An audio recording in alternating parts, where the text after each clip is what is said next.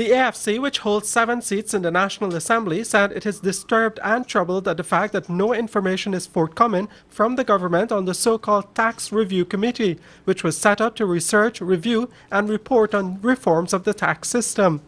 AFC leader Kemraj Ramjatan today said it now appears that the government was not being genuine in its commitment. Remember last year, we were making the demands for reduced taxation. And they said, Mr. Ramjatan, Mr. Granger, whosoever else were the political leaders present, hold on. We will set up this tax review committee, and within 9 months, or I think 10 months, we're going to come and state what the reforms should be, what are the rational positions to take. Nothing has happened. And this is the demeanor, this is the behavior and the norm of this government. Ramjatan said that the current tax levels are draconian and oppressive.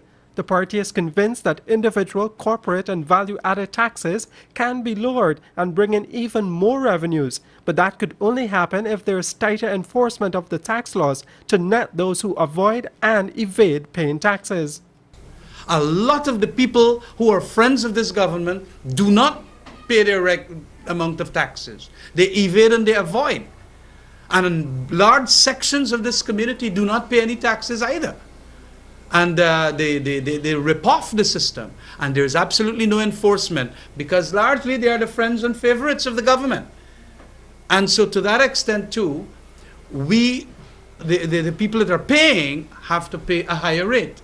To cement his case, Ramjatan drew up 2 scenarios where, for example, a person in Guyana, Barbados, Trinidad and Jamaica earns $12,000 per annum.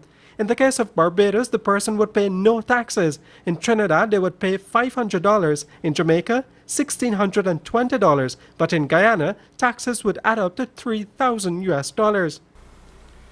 We feel the government does not want to ease the tax burden of Guyanese, which is the highest in the Caribbean, that tax burden.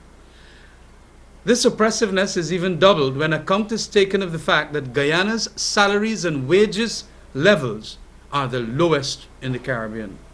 The Finance Ministry has invited opposition parties to budget talks this Friday, and it is the AFC's intention to press its case for tax relief measures in the budget, which is due in less than 2